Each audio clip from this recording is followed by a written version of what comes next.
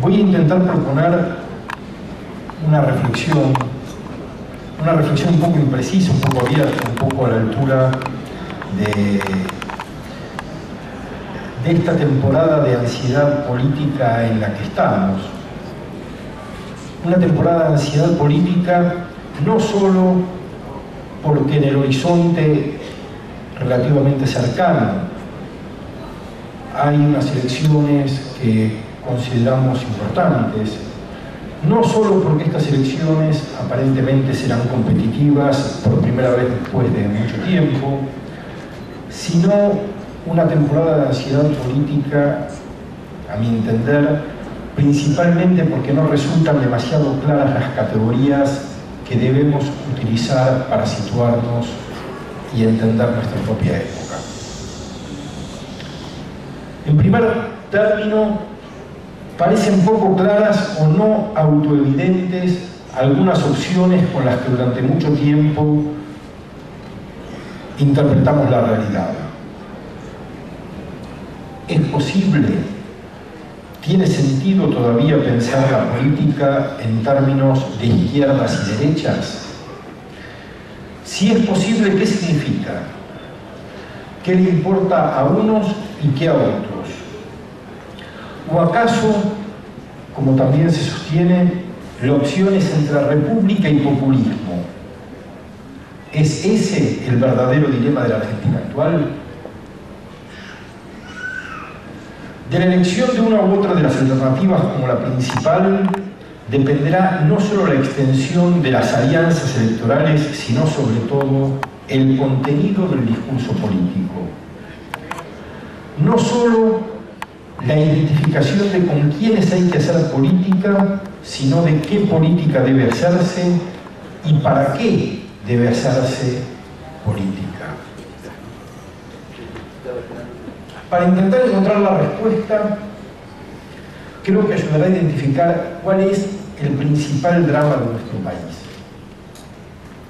Identificar no en el sentido de descubrir cuál es el verdadero drama, sino en el sentido de ponernos de acuerdo respecto de cuál es el drama que a nosotros, un nosotros impreciso, pero que todos podemos cargar de sentido, cuál es el drama que a nosotros nos parece más importante, aquel que debe convocar nuestros mayores esfuerzos y recursos para tratar de solucionar. Para algunos, efectivamente, ese drama puede ser la larga supervivencia de la Argentina populista, para hacer una variación sobre el título del Perindongui, con todas las consecuencias que ello entraña sobre las instituciones, la sociedad civil, el cumplimiento de las normas, el carácter delegativo y autoritario de la democracia.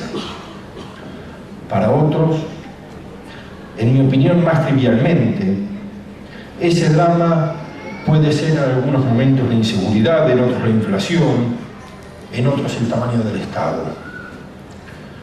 Yo creo que el gran drama de la Argentina es la desigualdad. La pobreza sin duda es dramática, pero el gran drama es la desigualdad. La crítica de la pobreza, y delante de Agustín no es necesario buscar más evidencias para afirmarlo, la crítica de la pobreza está haciendo su camino entre nosotros. La hace en buena medida gracias al trabajo de personas y organizaciones que desde hace mucho tiempo se ocupan política, académica y comunicacionalmente de hacer visible la pobreza y de hacer manifiesta su indecencia. Pero hablar de desigualdad exige que también hablemos de la riqueza, y de la riqueza en nuestro país se habla muy poco. De hecho, no solo en nuestro país se habla poco de la riqueza. Hace pocas semanas Paul Krugman escribió: la libertad de expresión, la libertad de credo y el no estar sometidos a las necesidades y al miedo dan igual. Lo que los millonarios estadounidenses están pidiendo es algo mucho más importante: no estar sometidos a la crítica. Algunos de esos millonarios, dice Krugman, sugieren que Todo aquel que diga algo negativo de ellos es como los nazis o como Stalin. Sí, hablar de la riqueza es difícil. Tiene, como se dice, mala prensa o quizá ninguna, y lo convierte a uno rápidamente en un marxista trasnochado o en un resentido incurable o en una mezcla de ambas cosas. Pero hablar de la riqueza es imprescindible para hablar de la desigualdad y para hablar de nuestra democracia. Porque la desigualdad no se refiere solo a la terriblemente mala distribución de la riqueza y del ingreso, sino también a la desigualdad política. Desigualdad para hacerse oír, desigualdad para ejercer y exigir derechos, desigualdad de participación. Hay muchas razones para sostener que la desigualdad es el principal drama de nuestro país. Razones morales, éticas, filosóficas, políticas, si es que pudieran establecerse distinciones netas entre esas esferas. También hay razones puramente pragmáticas, atentas a la eficiencia económica. De hecho, hay un estudio que comenzó en Inglaterra y se extendió a diversos países, muy importante, que muestra cómo las sociedades disfuncionales lo son por sus tasas de desigualdad y no por sus niveles de pobreza o de riqueza, y muestra de qué modo sociedades pobres pero igualitarias son mucho menos disfuncionales que sociedades ricas desiguales. Por ejemplo, haciendo referencia a niveles de embarazo adolescente, adicciones, emprisonamiento, delincuencia, enfermedades psiquiátricas, la prevalencia de todos esos indicadores es mucho más alta en sociedades desiguales independientemente del nivel de riqueza que en sociedades igualitarias independientemente del nivel de riqueza. No voy a detenerme ahora por cuestiones de tiempo en las razones que sostienen la afirmación según la cual la lucha contra la desigualdad debe convocar las mayores energías. Pero sí quiero señalar algunas cuestiones centrales que son las siguientes. Primero, los niveles de desigualdad de la sociedad argentina son propios de una sociedad oligárquica, utilizando el concepto en el sentido que le dio hace pocos años Jeffrey Winters en un libro titulado justamente Oligarquía. Es decir, no una sociedad de élites, tal como Ray Mills entendía la sociedad de élites, es decir, de personas influyentes en posiciones claves de poder, sino una sociedad gobernada por una pequeña minoría de personas extremadamente ricas, cuyo principal interés es lo que Winters llama defensa de su riqueza, para lo cual destinan inmensos recursos. A diferencia de las élites tradicionales que tenían una idea de sociedad, una idea conservadora o liberal, moderna o tradicional, la oligarquía actual no está interesada en los valores sociales, está básicamente interesada en defender, en proteger su riqueza de las demandas de otros sectores sociales. Es importante señalar también que la desigualdad no solo se refiere a la distancia de riqueza e ingresos entre los deciles extremos de la escala social, sino también a las diferencias adentro de los distintos niveles sociales. La diferencia que hay entre el dueño del taller textil y la costurera que trabaja allí en condiciones casi esclavas, entre el puestero del mercado de la salada y el adolescente changarín, o entre el dueño del cuarto y su inquilino en una villa de emergencia. Nuestra democracia no sea oligárquica exige que incluyamos en ella el ideal de justicia y el ideal de igualdad. Para que deje de ser una democracia oligárquica tenemos que incluir estos ideales. La idea republicana, como opuesta de la idea populista, no necesariamente incluye estos ideales, y es por ello que, en mi opinión, el drama prioritario no es el de la disyuntiva república-populismo, sino el de la desigualdad. Para resolverlo, las instituciones, la salud de las instituciones, son lo que los sociólogos llamarían un factor de higiene, una condición necesaria. Pero la salud de las instituciones no es un objetivo en sí mismo. es aquello que debe cumplirse para poder ocuparse del verdadero drama. De algún modo, la salud institucional es como el carácter estéril de un quirófano. Si no se cumple esa condición, difícilmente cualquier intervención que se haga allí adentro sea beneficiosa para el paciente. Pero no podemos convertir la esterilidad del quirófano en el objetivo de la práctica quirúrgica. Creo que la demanda por las instituciones olvida que al día siguiente de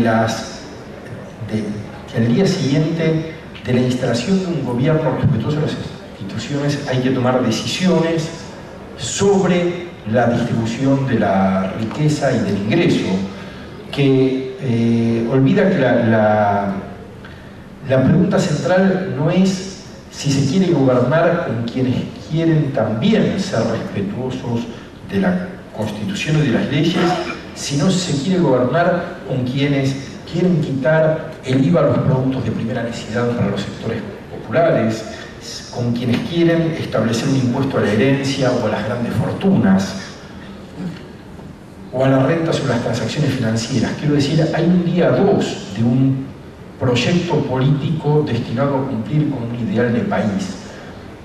El día 1 es el de la salud institucional, pero el día 2 es el de qué se hace con una democracia que es cada vez más oligárquica. La sanción de la corrupción, y tengo a mi derecha a una abanderada de este reclamo y quizás a la primera persona que llamó fuertemente la atención sobre la necesidad de concentrar una gran energía en la sanción futura de la corrupción presente y pasada. La sanción de la corrupción es, en mi opinión, un aspecto clave, porque en su enunciado se establece la síntesis de las dos cosas que nos importan. La restitución de la ley de las instituciones, sí, pero también la lucha y el castigo de los oligarcas y de sus estructuras de defensa, es decir, la lucha contra los principales agentes de la desigualdad. En un libro reciente que ha tenido un impacto impredecible, el joven economista francés Thomas Piketty muestra cómo en numerosos países de los Estados Unidos, a Gran Bretaña y Francia, el ingreso del ahora famoso 1%,